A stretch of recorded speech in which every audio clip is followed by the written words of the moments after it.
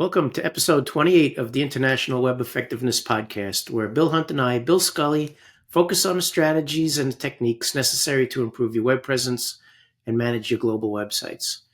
In episode 27, we discussed how SEO is a team sport and why more people need to be integrated in the larger digital team and how you can get more people to participate.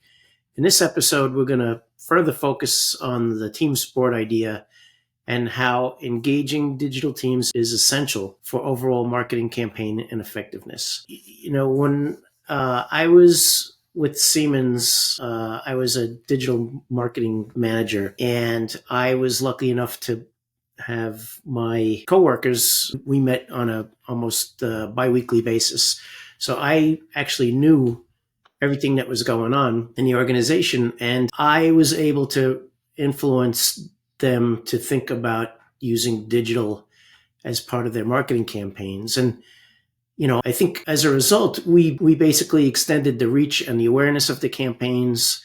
We enhanced the engagement with the campaigns, and we were actually able to track and measure the impact. So not just, the pages that we might have created, but, brand lift and all that kind of stuff. So I thought it'd be a really good topic for us to talk about, especially when we're talking about web effectiveness, how we can get digital involved in, every nook and cranny in the company when they're spending money for advertising and campaigns. Hey, Bill, how's it going? It's good, good. Yeah, I think this is going to be a fascinating topic because I think now more than ever, we need this collaboration. We need to get more out of our marketing dollars. Again, it is 2025. All this stuff should be wired up and trying to get as much yield out of it as we possibly can. Yeah, and one of the things I tried to do was get people to think about, what is the call to action? What's the conversion? You have a product launch. We just don't want people to know the product name. Right. And there's so many things that you can do to help drive conversions and follow-ups. There's so many, ways to create synergy with online and offline events. I also think it's a fascinating conversation. So we were talking a little earlier about a specific situation that you were in, not so different than I've had, but probably on a major scale. You want to tee that up? Yeah, I think, this was, I was doing the search at that time for this project, but we were all roped in. It was my parent company, Ogilvy, and it was a big computer company or computing hardware company. And they were introducing a new version of web meetings. And so, in all the brainstorming, like you said, we had meeting after meeting after meeting leading up to this because it was a huge announcement, a huge shift in how they wanted to be thought about. And what was interesting is, one of the things you always advocate is using, search data and social media data and all kinds of other things around research and insights to help, what is the problem statement? How are people looking for it? What do they want? And in this particular case, we presented all of that and found how people were looking for this type of solution. And we were told none of that can be used because this is so new, so cutting edge. It's basically a Star Trek grade web conferencing solution. And like, oh boy, here we go. It's going to be interesting. And there was embargoes on it. Like nobody could use the name. Nobody could talk about it. They wanted to have a big release. And I think one of the points you made earlier is, we got to have a way to catch people and connect with people when they hear about it. And that's exactly what happened. Despite all the embargoes, the CEO went to a major event. I want to say it was Davos or something like that. And then, as he was talking, he basically said, events like this may not be needed in the future because, we've got this new program called telepresence, which will essentially make it like you're in the room. So he just that quick in and out soundbite without even thinking, he mentioned it. So of course, you've got all the world press there. They want to know what the hell is telepresence. And so, the PR team, the marketing team are all panicking because, the cat's out of the bag. And so we immediately started monitoring, And interestingly enough, we were monitoring from a search perspective things like, any queries. This is, I think, even before we had Search Console, but we were looking, are there any queries? And we could start to see some of the press and bloggers starting to, ask the question in social media, what is it? And so we were able to feed this back almost not quite real time, but every day we produced a report. And I thought that was interesting because there was nowhere at this company for them to go. And it's sort of because there wasn't, we're now sort of behind. So really quickly they started dripping some stuff out because it was like 2 weeks before the official launch. So we're like, let's at least get a page up explaining it and getting like an email capture if you want more information, or come to our announcement event coming up in 2 weeks. And I think this is exactly like you're talking about. We, despite wanting to be part of this, we weren't able to be part of it because, again, the traditional way that they were going to do things. Interestingly enough, not to continue to rub salt in the wound, is that part of their launch was they were spending millions being part of the TV show 24. They had the branded phones, and multiple times during, various episodes, they would say, hey, let's have a secure meeting in the telepresence room. And so you got to see the technology. But what was interesting is, definitely on social media, people were thinking this was a prop.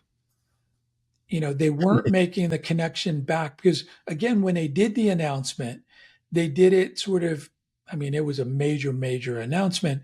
Wasn't quite in a vacuum, but it was in a technology space vacuum.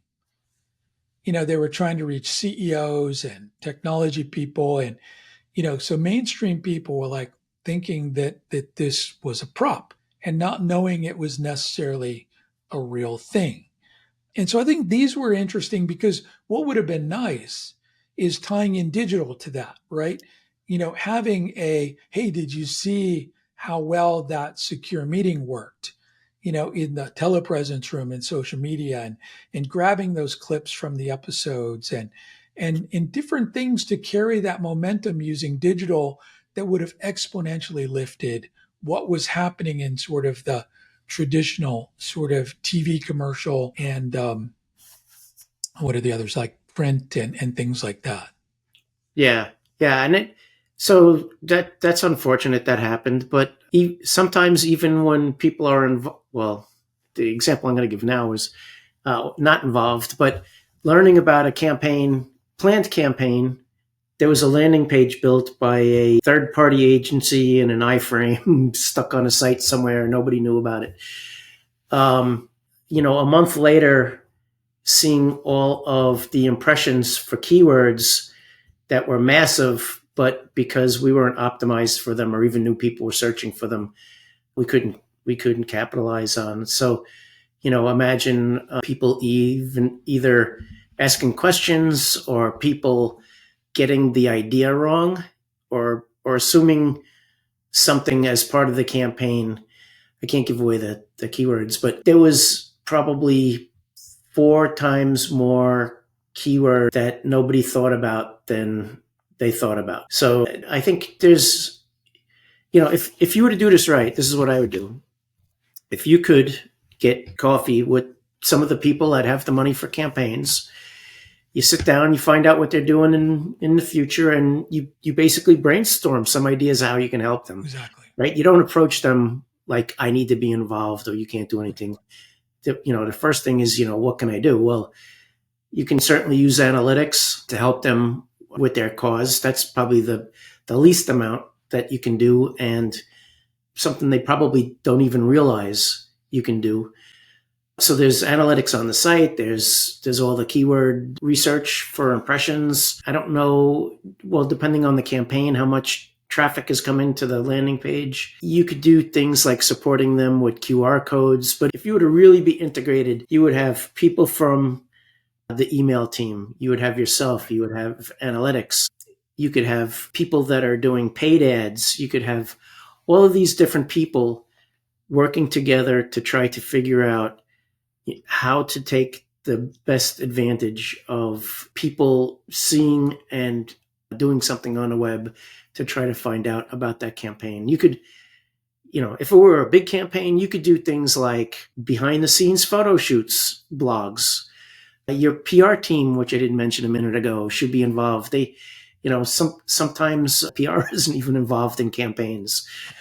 Getting links back to the landing page instead of the home page. Also, getting a link back to whatever other assets you create around that campaign. There's just so many things you can do. Social media, like you mentioned, if there was a video created, you can slice up the video. You could take screenshots of the video. You could even start to tease out the campaign, like, without giving out the name. There's just so many ways to get the most out of your marketing dollars if you work with digital. And I think that's the key, right? It's just like you said, let's just figure out how we can sort of, get more out of this. Like I call these what the hell do I call it? It's like my biggest epiphany that it's funny how sometimes that things just go out of my head. Force multipliers. Yeah.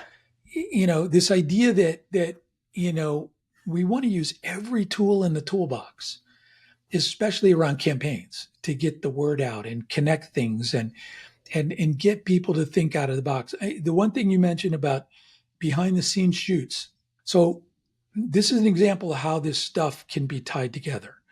So we were working with a shapewear company that was really struggling to sort of get the word out. And when we were mining both social media and search, we were finding some very interesting questions. Like one of the questions people were asking is, does it roll or move or I guess roll up when I'm moving around, right? So if I'm bending over or reaching up or doing things, does it move?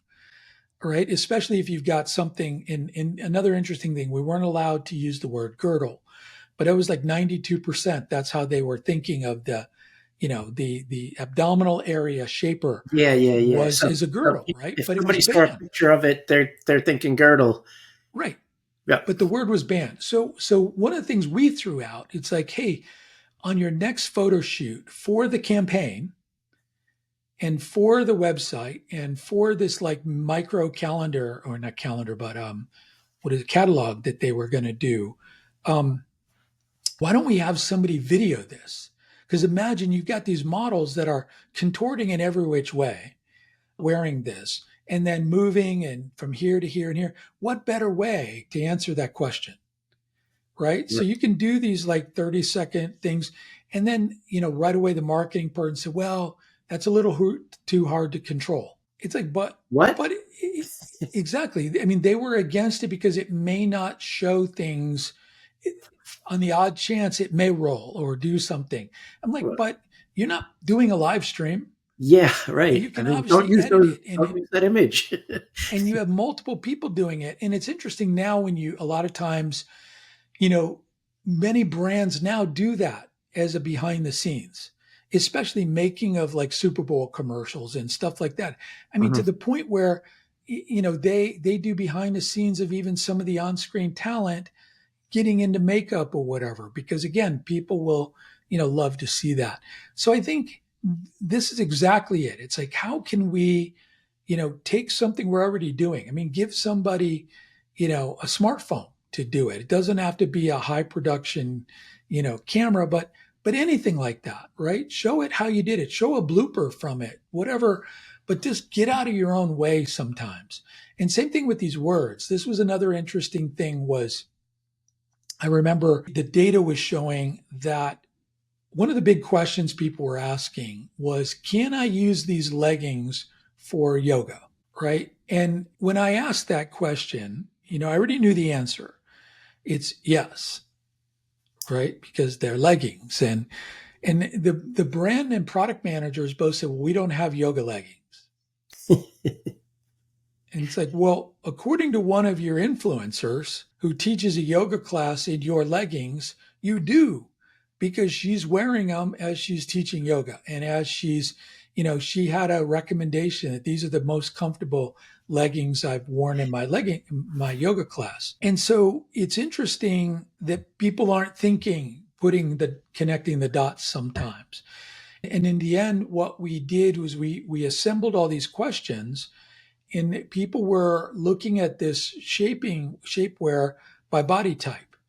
And we work with them to create a landing page that they would use for paid social, paid search, different things where when you came to it, it showed all of the different functionality of the shapers, Hmm. from upper body, lower body, legs, midsection, whatever, in the various formats. Like people wanted body shaping t-shirts and tank tops. And so it was a really interesting creative representation of a page that when we sent people here from all these paid media, it sort of, I hate to use the word subliminally, but basically pre-answered their question that they have shapewear for all the things that they want it for.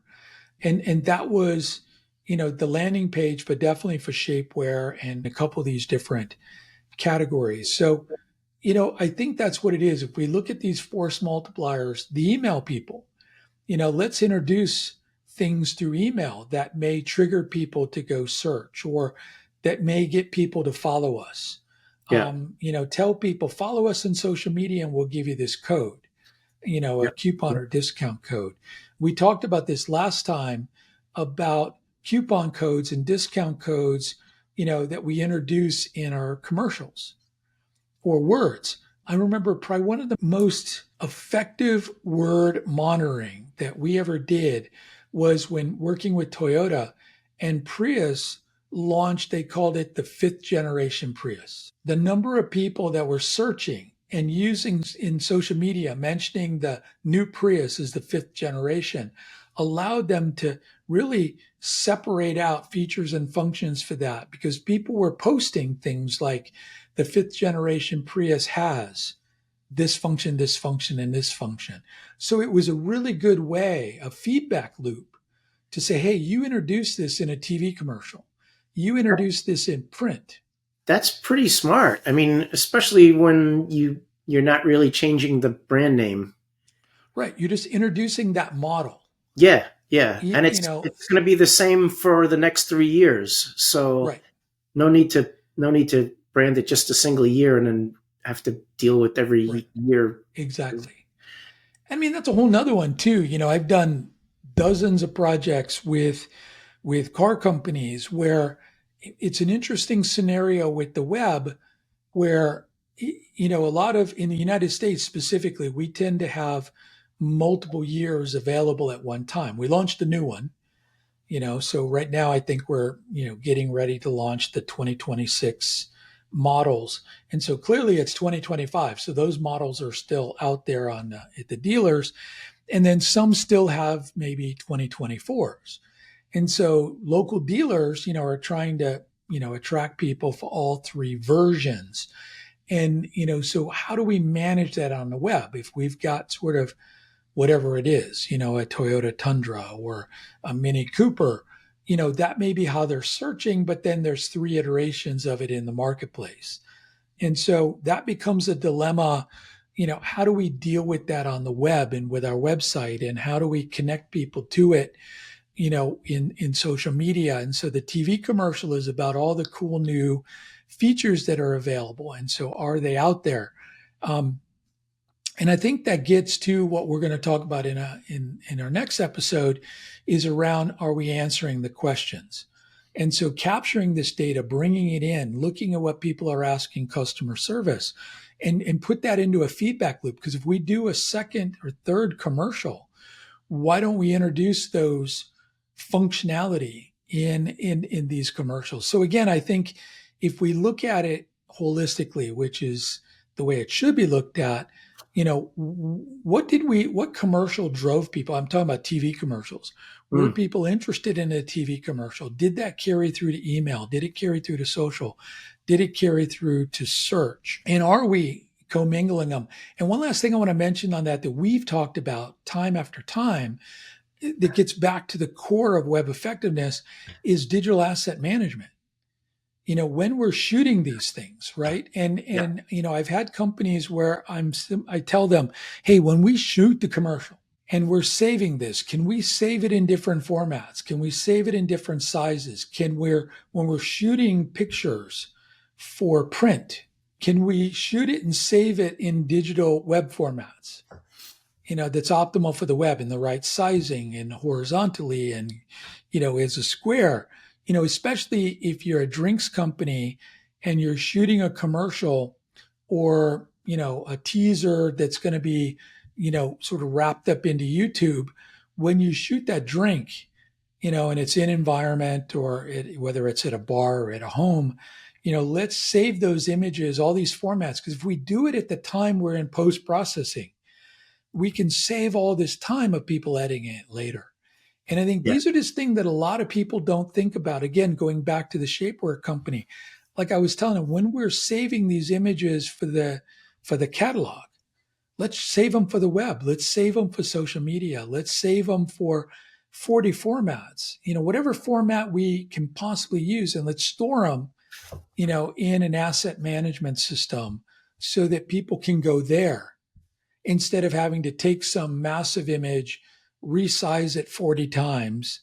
And so we get these degraded views that end up out there on the web. So, yeah, I think there's so much if we just sit down and maybe create I don't want to say chain of custody, but, think about what are we doing during this step that can be used by other people downstream? Like a checklist. Yeah, that's a great point. That's one of the things we used to have is a who was responsible for what and who needed what. And one of the things we worked on was images. But yeah, we had one image size for email. We had another image size for our web. We didn't do a really great job at PR, but I always pushed for, can we get it like an iconic image of the campaign that PR can use, that whoever picks it up can use in their magazine or whoever was going to pick up the PR. But that's a really good point. And keeping with the idea of upfront, like you said, after the campaign was done, or maybe even after the product name was selected, you could use all kinds of search data to make decisions to help with your campaign. Things like you mentioned was, the category, like how are people going to think about this, and what are they going to search for if they don't know the product name? Right. And we want to get that into all of our materials, including introducing people to the category, because sometimes even commercials. I've seen commercials. I'm like, what the hell is that? Exactly. You have no What was that idea what about? it's supposed to do. I want to remind people of our free Facebook group, where we use that as an opportunity to discuss these things, and you can ask any questions you want. You can also suggest ideas for upcoming podcasts. You can find that by searching International Web Mastery Free Group. And what's the call to action? And it's interesting how many I've seen lately that don't even have a website. Yeah. It's all about getting the brand out, and a lot of pharmacy, I see this where it's like all about, here's one thing I noticed recently is the next pharma ad you see, watch the color integration. Like the talent will be wearing like a shirt that's the same color of the logo, or and the amount of work that went into them sort of subliminally embedding the colors from the logo into it, right? Yeah. It's just, or creating that earworm type, catchy song that they got, and like, all the dancing that's now, Right. that all the commercials have. But at the end of the day, it's like, what the hell commercial was that? The one thing that I know my daughter's had to deal with, she works on a lot of pharma, is trying to help people understand how to pronounce it. Yeah. And that was a feedback that they got from social, was people wondering how to pronounce it. So you get some commercials that are now telling you how to pronounce it, or they'll do like almost a phonetic breakdown of the brand so that they know this is how you pronounce this, because they got to come up with unique names so they're trademarkable and things like that. So, but it's all part of this, right? Once they see it, it's like, okay, what was that? And we've talked about this on previous episodes. If somebody saw this and didn't remember the brand or what it was, how might they search for it? And making sure that those are integrated, into the website somewhere, so Yeah. that if somebody is like, oh, what was the one singing and dancing, weight loss drug, so then it's like, Yeah. then boom, you come up, it's whomever it is. But things like that's how people are going to remember it.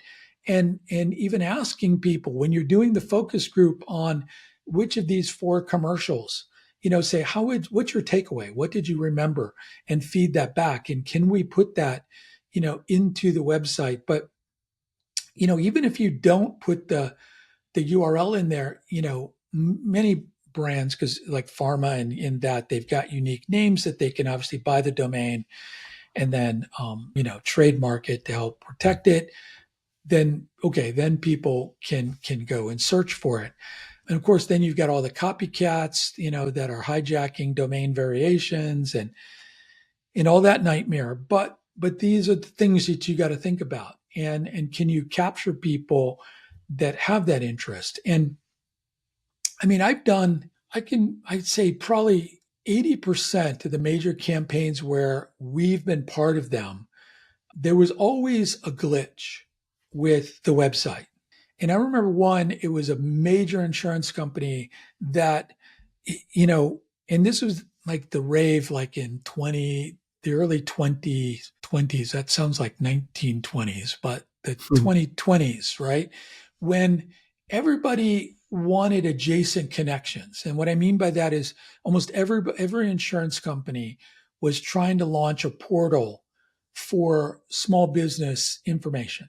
Hmm. And that's what this company did, right? They spent a gazillion dollars on, I think I got to say it was like 50 to $80 million was going to be on TV and print.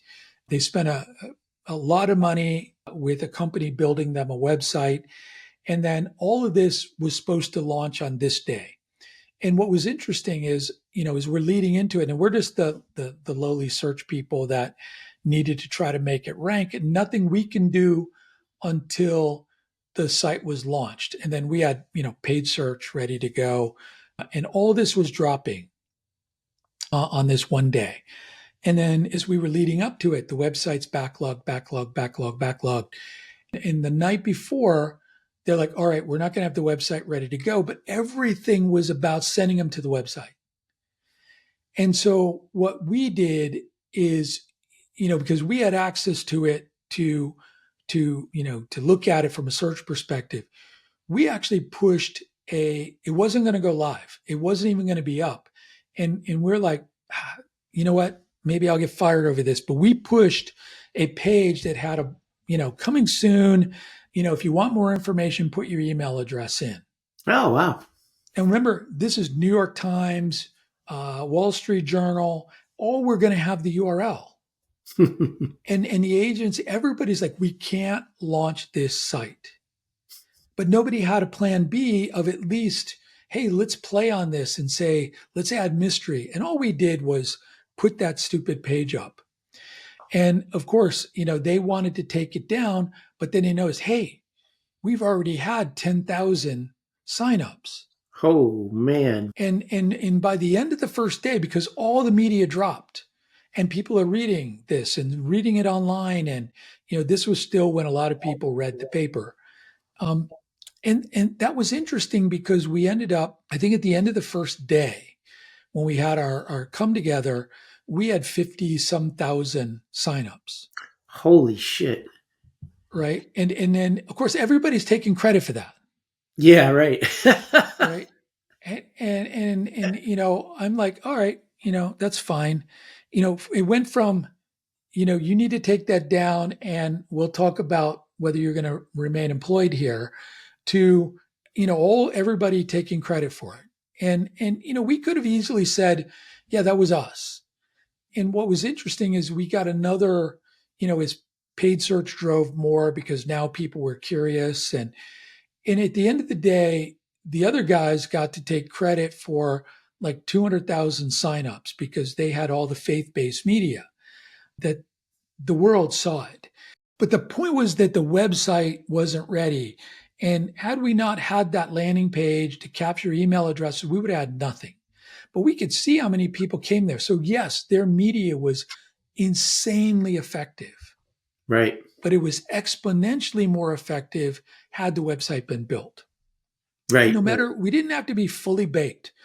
I mean, other experiences I had, one I wrote about recently where I was sitting in a meeting and we were launching this new, it was an education website, and they had 3 revenue channels or 4 revenue channels. Number one, because nobody was buying training online. Nobody was taking online courses at this time. It was really the first one. And so number one revenue stream was the ads. Number two revenue stream was signing up for, like, clicking in to get books and stuff, right? So lead gen or Yeah. sales of books. The Third e-brochure. was sign up into, other courses, like live courses through these universities. I mean, everybody was Columbia and Harvard, and it was like, an Ivy League sort of thing. And they only had a few courses online at the time, like not even live yet, but they were going to have them online.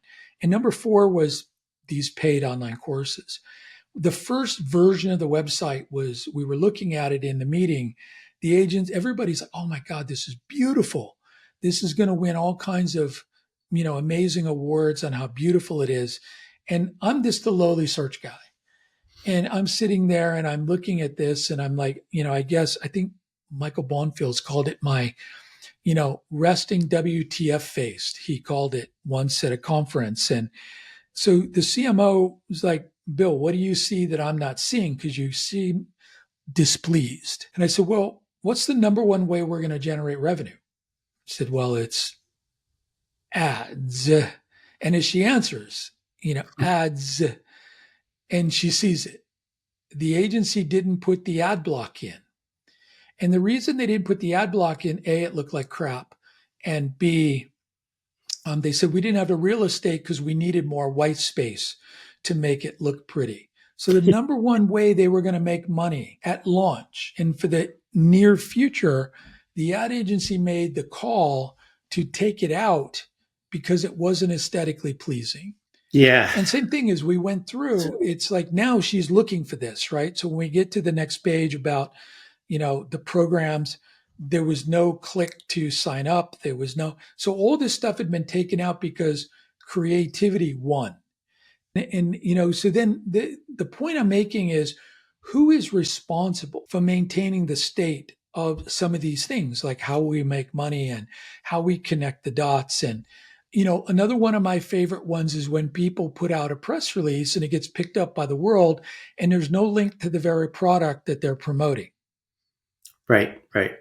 And you get 5,000 pickups on the web from, everybody and their brother's website, like seriously legit websites, all the way down to, Sally Sue's blog. And there's no link to the actual product that you're promoting. So I think, again, to your point, we need a checklist. We need to think about this from a holistic standpoint. We need to think about how can, both ways, if we're doing something on the web, can other forms of media, help give us the force multiplier and extend this? Can ads, like the thing I'm most irritated by now is, like, we were trying to watch Zero Day yesterday on Netflix, and like the first 5 ad blocks had those stupid, which ad do you prefer? Like, Oh I don't yeah. prefer I've any seen of that them, movie. Yeah. but you can wait 10 seconds for them to pick, or you can pick up the remote and pick one of the two to, sort of make the horrific experience go faster.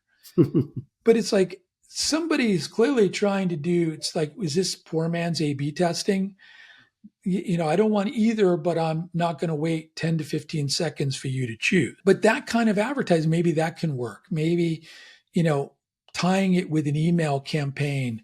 But all of this is I think is really thinking about it holistically as our point, not just from search, not just from email, not just from traditional media, but holistic. How do we wring the towel on this and get as much possible using anything and everything that we have in our toolbox?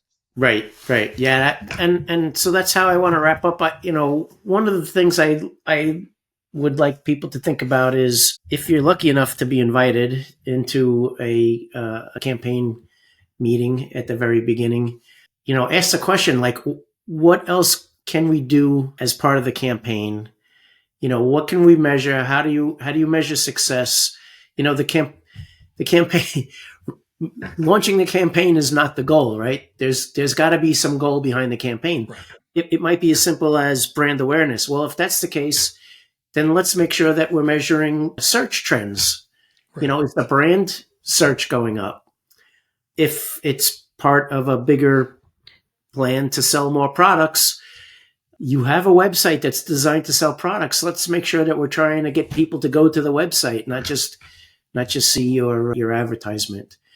And you could I've worked on a couple really nice looking dashboards where you could pull in all of the metrics like reach and impressions and engagement, anything that you can measure online.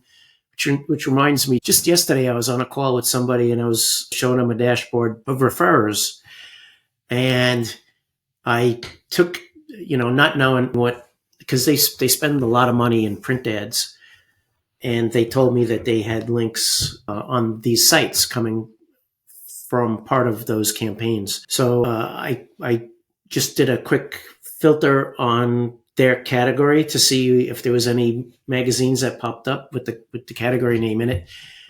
And 2 popped up, and I was looking at a year view of referrers, and one of them had 3 and the other one had 60. And they were spending like $10,000 a year to be in one of these magazines. And the call to action was to go to the website. And they were getting reports from the magazine website, all of this, I forget what they call them. What was in the old days, what was the thing that used to call the image impression on a page? Hits. So they were getting these reports on hits, thinking that, these people were coming to the website and all it was an impression of the ad. Yeah. Yes. There's so many things that digital can do to help overall in projects and ads and advertising and getting feedback to improve everything. So I think this is a good point to wrap up. Any final comments? No, just, like you said, I think the best advice was, grab a coffee, grab a drink, meet with people, learn more about what they're doing, figure out ways you can do it. Think about how whatever you do, wherever you fit in the equation, how what you do can be connected to almost any form of marketing, and just make sure they're aware of that. And yeah, we'd love to hear from you. What you've done, synergies you've had, maybe some barriers you've had to being able to play along with the other folks. We've got the free Facebook group, so post it there. Let us know on LinkedIn, because again, these are the kind of things. These are our experiences. These are things we're reacting to in the marketplace. But we'd like to know, what you're doing, and if any of this is connecting, and any of the challenges you're facing that we might be able to help. Great. Thanks, Bill. Yep. We'll see you next time. Hey, this is Bill Scully. I just wanted to let you know that we have a free training course called Demystifying hreflang. It includes 6 modules and is over an hour long with a quiz at the end of each module. You can find it at internationalwebmastery.com. Hope to see you there.